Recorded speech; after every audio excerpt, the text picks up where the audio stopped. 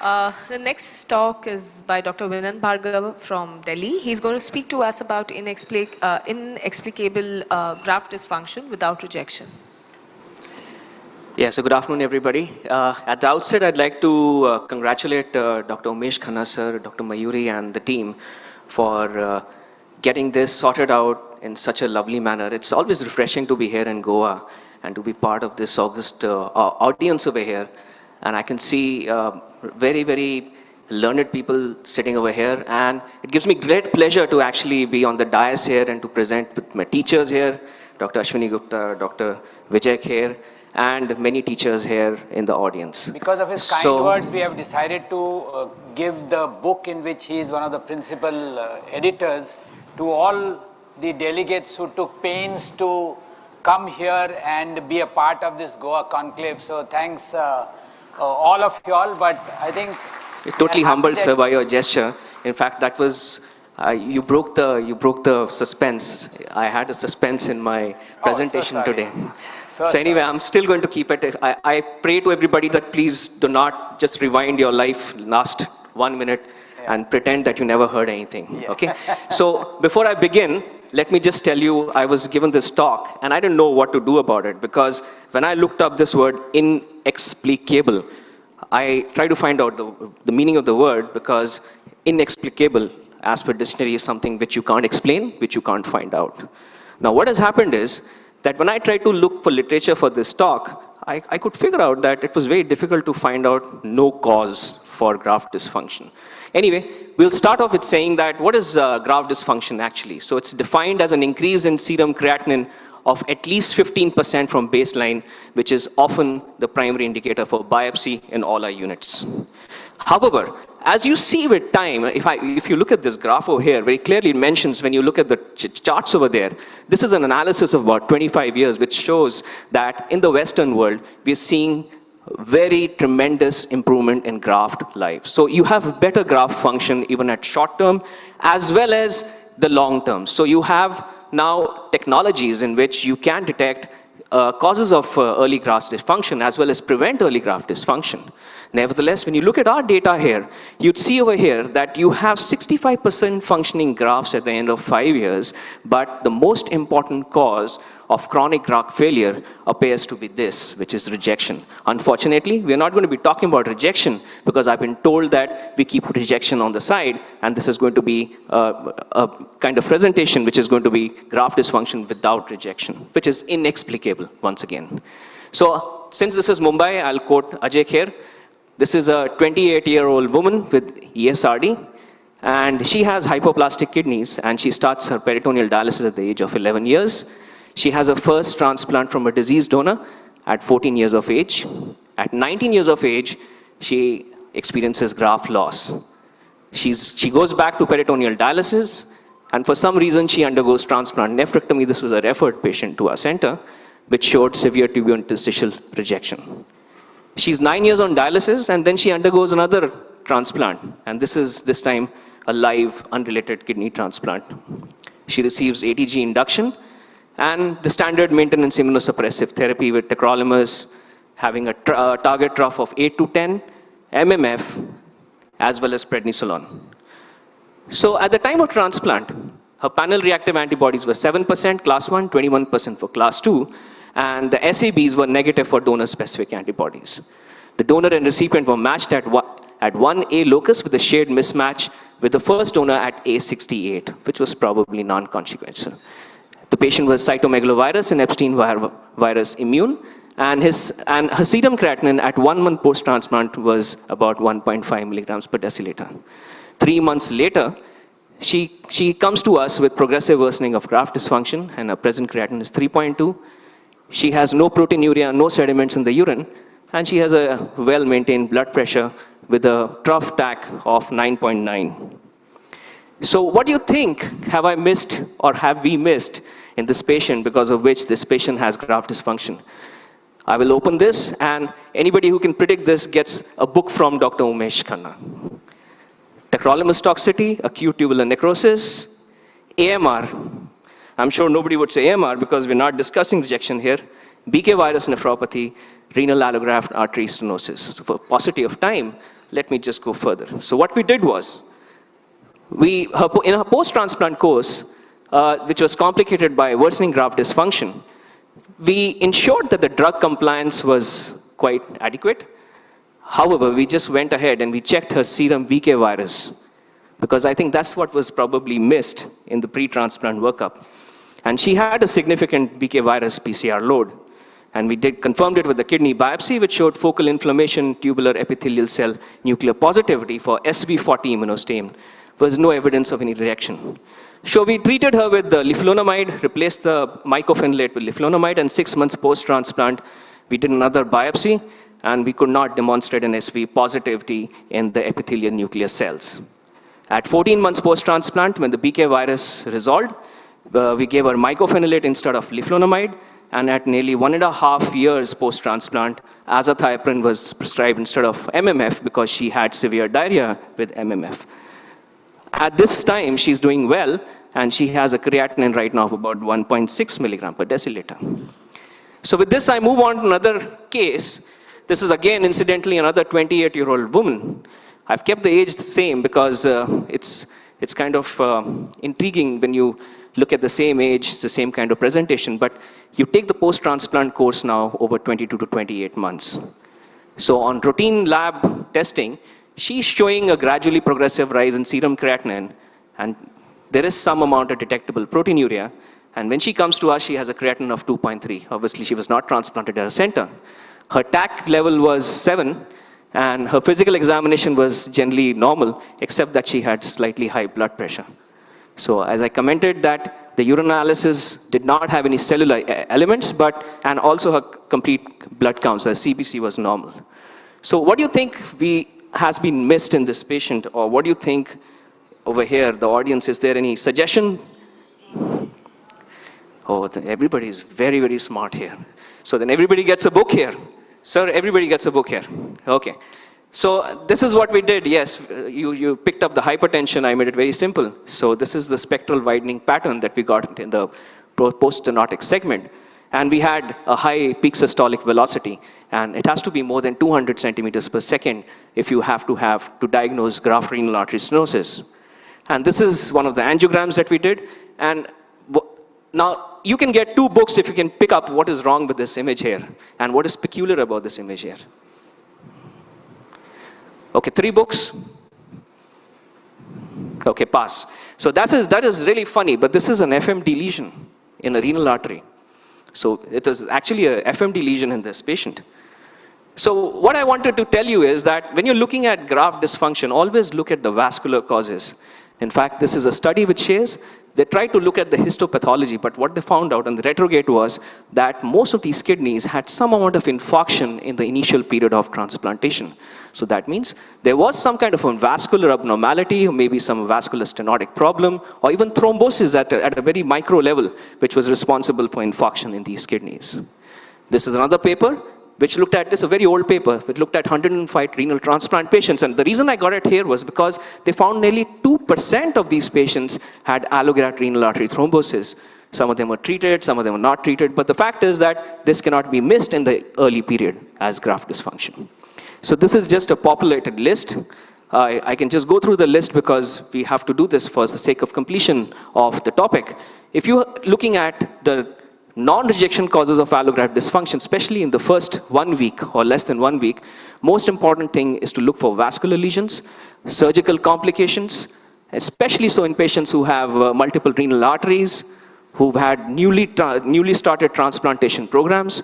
Also look at post-ischemic acute tubular necrosis, that is in patients who have longer cold ischemia time, prior sensitization in retransplanted patients, and the kind of dialysis, if you've given excessive ultrafiltration just on the date of transplantation or just before transplantation, it could also result in acute tubular necrosis. And the quality of donor obviously is most important here. CNI toxicity in the initial period has to be looked at as one of the causes of early graft dysfunction. When you go further, that is more than 3 weeks post-transplantation, always keep possibilities of recurrent and de novo glomerular disease as well as obstructive causes, apart from viral infections such as BK virus, cytomegalovirus, or even adenoviral infections. What we see in our practice is a lot of graft pyelonephritis in patients who come to us with excessive immunosuppression, especially in the later period, because here the nephrologist is chasing the graft function by increasing the immunosuppression over a period of time. And most of our patients are already chronically immunosuppressed. Other common causes, less common causes, are retained ureteral stents. We've had patients who've come to us with 2 years of ureteral stents with recurrent episodes of UTI, pyelonephritis, and progressive graft dysfunction. So, ladies and gentlemen, to conclude, many patients that undergo kidney transplantation will ultimately experience loss of their allograft. And improving intermediate and long-term graft survival continues to be the paramount goal for the transplant community. However, in the current scenario, patients with a failing allograft often receive suboptimal chronic disease management and dialysis planning, as well as poor continuity of care. Important decisions continue to be guided by low quality data, and if we are to avoid failing our patients, it will be important for the transplant community to recognize these challenges and allocate resources to support the focused, higher quality research that is required to improve long-term graft survival. With this, I would like to thank you, Mumbai Kidney Foundation, especially the organizers over here. And with this also, I would like to tell you that I would thank everybody here for letting me go out to the beach today. And if you can see in the middle over there, that's a dolphin there. So I've never seen a dolphin from the coast. I've gone in boats and seen dolphins, but I had the opportunity to see that. Thank you very much. I'll start with the first Mike. start with the first presentation. And I think it's very important to realize that many patients with bladder dysfunction, when they come to the nephrologist, many times nephrologists disincentivize them for transplantation, and they tell them that transplantation is not a good option for such patients. But I think it's very well presented that such patients, especially, I've been lucky that I've been working with a urologist who's been a transplant surgeon for 35 years with, and therefore having a urologist on board is an extremely important step in allowing these patients to get into a transplantation. And I can tell you that many patients who otherwise would have been told not to get a transplantation have done extremely well with these bladder surgeries. And I think your presentation was very, very well documented. But I think it's very important for nephrologists to involve urologists very early in their involvement for transplantation and preparation for transplantation. And if it happens that he is the transplant surgeon, then it would always be very, very helpful.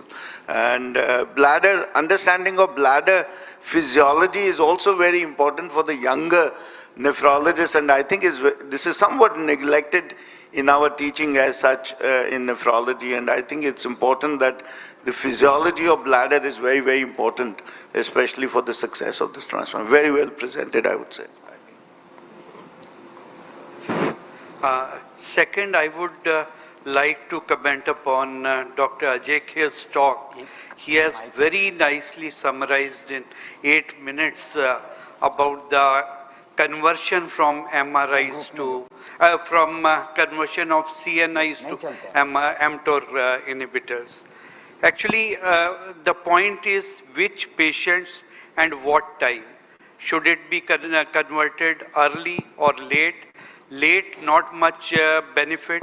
It should be done before 1 year, especially between 3 to 6 months. And which patients to be converted when they have optimal graft functions, they have no rejection, whether clinical or subclinical, because that you have to see, and they have low immunological risk. But if they have high immunological risk, earlier episodes of rejection, you should not try to convert. And minimization is, I think, it is better than total conversion. Dr. Ranglingam? Regarding the transplant in abnormal bladder, first of all, there is adequate literature in pediatrics. And as Dr. Nivedita Kamath Madam already commented that the results in pediatric transplants with abnormal bladder are inferior. She showed her own data as well as international data. Secondly, about available of literature in adults, I couldn't find data more than 20 cases in most of the international articles I reviewed. The biggest data rather comes from Nadiad group. It's a 44 case report where they had transplanted either in the native bladder, which is preferred, or in a neocystostomy or bladder diversion of some kind. And this was in 2007. And they had put up that the results were equivalent to that when it's done in a normal bladder. But the results were like patient and graft survival at 5 years was 51% and 60%. I don't know. This is equivalent. I have a very limited experience with doing so. All my senior colleagues must have done it quite in a large number. My limited my limited experience of 4 transplants was a disaster. I'll tell you my truth. One patient, the patient had been detailedly evaluated with urodynamic studies, cystoscopies, MCO, consulting very senior people in this field before we went ahead hesitantly for transplant. One ended up with nephrectomy, one with recurrent pyelonephritis leading to TMA and death. Third developed osteomyelitis. The same organism was found in his knee. And the fourth one, we did an early suprapubic cystostomy. That's the only person who is alive with a functioning graft. I might be totally wrong, but this is my very limited experience. 5th patient, I said, please go to some other center. Which is the best advice that you gave to that patient. No, and the reason, can I make a comment on that? Yeah, please. Yeah, this is important actually, and this is why I was saying that having a urologist, having a transplant surgeon, being a urologist helps in this kind of a situation. You have a urologist who might correct it, but then the transplant thing is not understood in that fashion. And I'm sure you will agree with me that if you have a urologist, a committed kind of a urologist with that transplant in mind, then you will feel success in this patient. So otherwise, usually, it would be better to send them to a center where you have this kind of outcomes are going to be poor otherwise. We have had 5 patients, 4 adults and 1 young boy. All of them had near normal capacity bladders, but were not able to void properly. Now, the anatomy of the urethra was normal. So all of them are on clean intermittent catheterization. It must be nearly 10 years to 1 or 2 years now in all these patients. We have never had any major problem except occasional episodes of pyelonephritis treated. They're all doing well. As Dr. Vijay said, I think it depends on a very sort of a sensible urologist to choose and recommend the patient, and also teaching them clean intermittent catheterization and making sure that they follow this is very important, I feel. I don't think it is necessary to be skeptical about taking up patients, adult patients with lower urological abnormalities for transplantation. Audience, anything? Yeah, any questions, comments from anybody? Yes?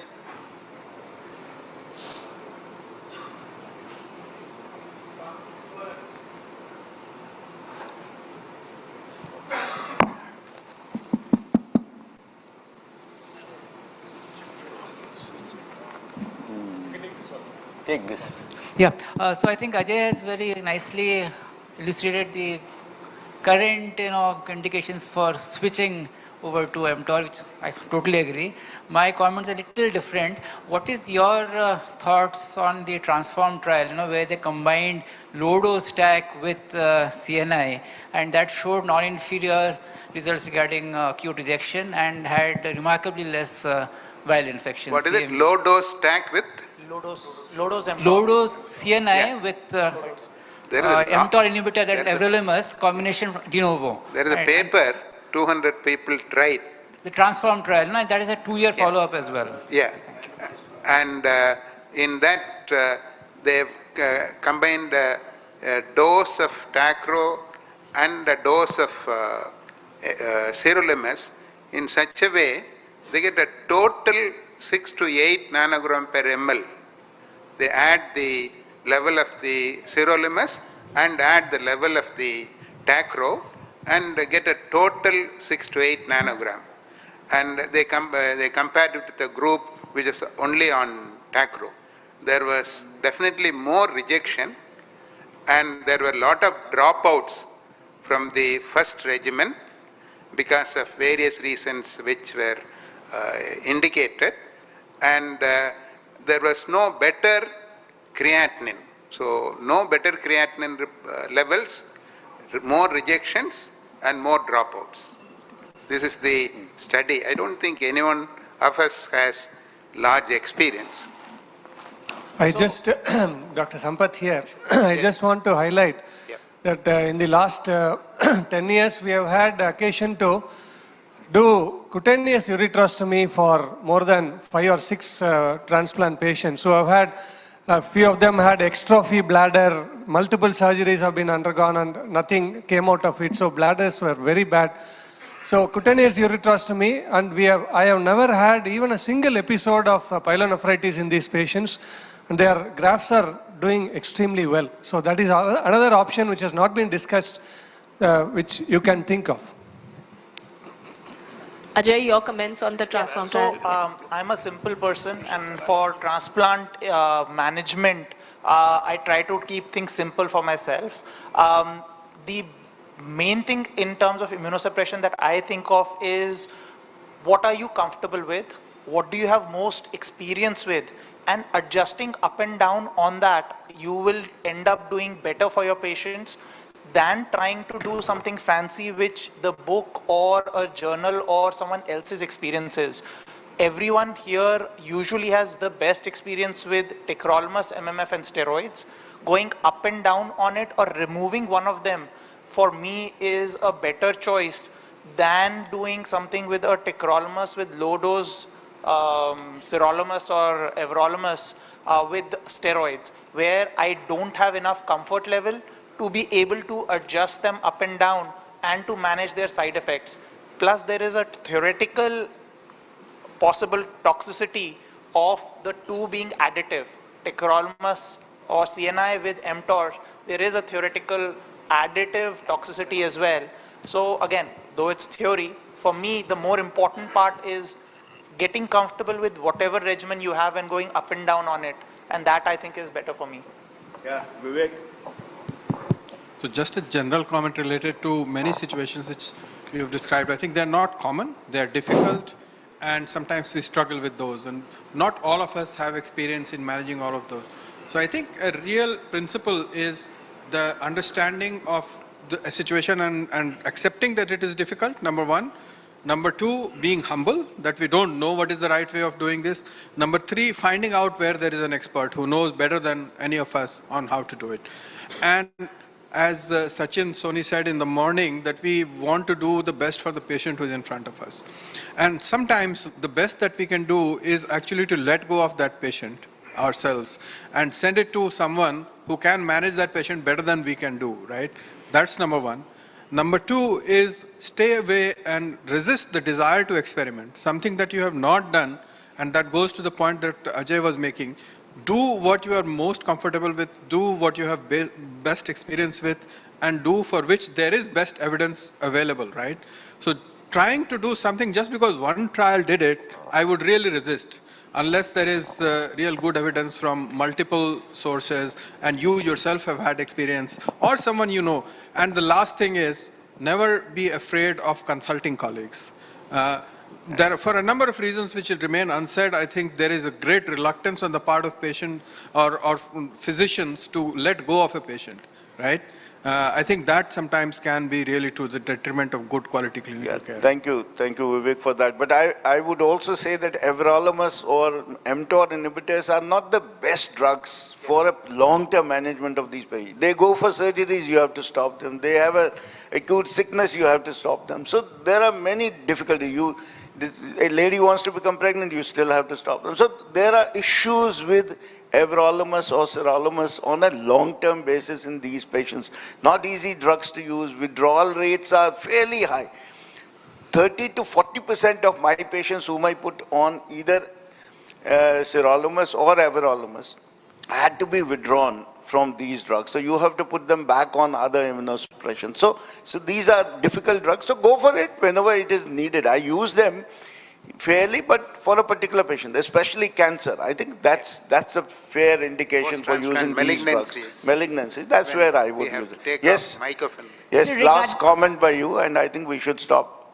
So regarding that talk on bladder dysfunction, you have emphasized on preemptive transplant. Given everything, family is ready and it is our decision, doctor's decision whether to advise a preemptive transplant. So I find a little bit hesitancy in that, especially in children with bladder problems, because post-transplant the urine volume goes up, and if the child or the family doesn't stick to CIC, again, I mean, it becomes very difficult to manage. So what's your, message to us? We are hesitant and we are not doing that aggressively, the preemptive transplant. Yeah, it's very difficult for the family to accept that, transplant is the only solution, because they have been told by various doctors that things will get okay, reflux will evolve over time.